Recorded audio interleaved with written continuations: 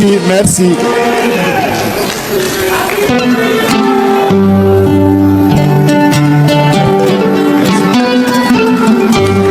Remerciements à l'endroit de nos vaillantes forces combattantes toujours, qui ont compris le sens de notre combat et qui se donnent corps et âme pour que la Confédération puisse continuer d'exister. Enfin, je remercie la population de l'AES qui a franchement compris pourquoi nous ne devons que compter sur nous-mêmes et pourquoi nous ne devons pas nous apitoyer sur notre sort. Et vous avez fait preuve à travers votre résistance, votre résilience à supporter tous les coups que l'ennemi a bien voulu nous donner dans cette lutte de brise des chaînes de l'esclavage. Merci beaucoup. Et revenant donc à cette deuxième session, je tenais en tout cas du fond du cœur à remercier mon frère ici présent, le général d'armée Assimi Goïta, président de la transition du Mali, pour le travail énorme qui a été abattu durant ce temps depuis la création. Poser les jalons d'une telle confédération n'est pas chose aisée. Et surtout, vous avez tous été témoins de tous les défis qui ont été donc posés à nos États respectivement et à la confédération tout entière. Donc je tenais à le dire encore, merci pour tout le travail abattu. Merci pour le sens de l'écoute. Merci pour tous les sacrifices consentis. Et merci surtout à tous nos collaborateurs, les membres du gouvernement, tous les services techniques qui ont vraiment œuvré pour que cette journée soit, qui ont tout fait pour que tous les acquis qui ont été donc à l'ordre du jour aujourd'hui puissent voir le jour. Soyez remerciés une fois de plus et je souhaite que cet esprit de sacrifice, de don de soi puisse continuer parce que le seul objectif que nous avons, c'est le bonheur de nos populations. J'ai accepté avec beaucoup d'humilité et beaucoup d'interpellation donc cette lourde mission qui m'a été confiée. Beaucoup d'interpellations en ce sens que lorsqu'on regarde l'enthousiasme des peuples, nous devons de comprendre le message qui nous est passé, nous chefs d'État.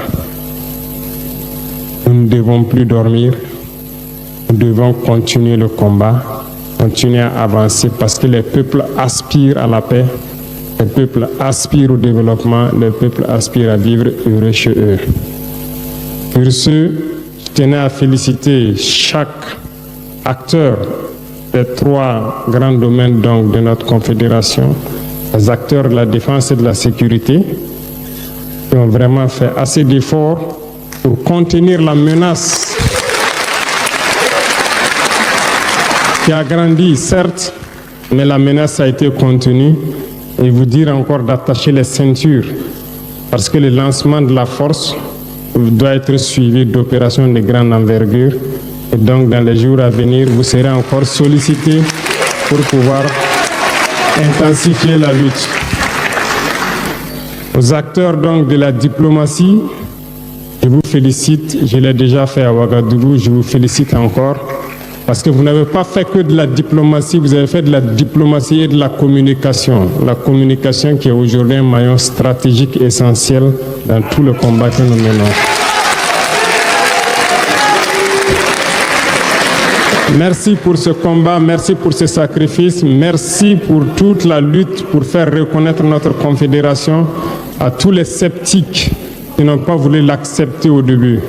Et continuer ainsi parce que de grands défis nous attendent. Nous avons été intégrés certainement dans certaines organisations, comme le général Tchani l'a dit, inutiles. Nous allons voir comment nous retirer de ces organisations inutiles et nous concentrer sur l'essentiel.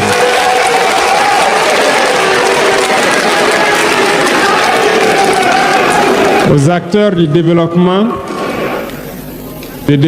qui est une mission transversale après la sécurité et donc la diplomatie pour maintenir et la communication pour maintenir en veille donc l'esprit de nos populations. On pense au développement et le développement concerne plusieurs secteurs. Alors j'invite tout un chacun dès à présent à redoubler d'ardeur parce que nous nous sommes donné des objectifs et nous avons compris la géopolitique, nous avons compris le monde. Nous ne compterons plus sur nous-mêmes a priori. Et ça, il faut que tout le monde l'intègre. L'autosuffisance alimentaire doit être une réalité dans notre confédération et nous devons nous fixer des objectifs pour cela. Nous avons de grands projets de développement, que ce soit en termes d'industrie, d'infrastructure. Nous allons batailler pour que ces projets voient le jour. Et bien sûr, d'autres grands projets plus stratégiques et urgents nous attendent et qui va demander plus de célérité dans tout ce que nous faisons.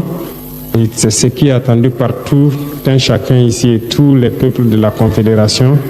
Donc, le rythme sera certes soutenu, mais d'ores et déjà, je vous invite à vous mettre au travail pour que nous puissions relever les défis, parce que ce que nous faisons actuellement est un défi.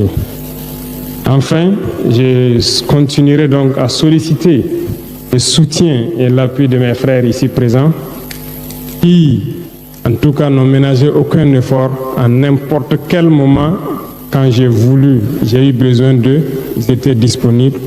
Nous avons toujours ménager nos programmes pour pouvoir nous retrouver et discuter des questions essentielles. Les défis furent nombreux, il y a eu des hauts, des bas, mais l'esprit de solidarité, l'esprit de fraternité, l'esprit de tolérance a permis à ce que nous soyons là aujourd'hui.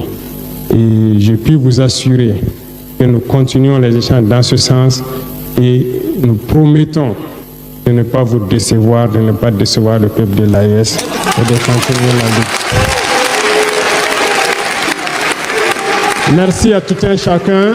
Je ne serai pas plus long que ça. Je souhaite que Dieu vous accompagne tous dans vos missions respectives, que Dieu vous ramène tout un chacun sain et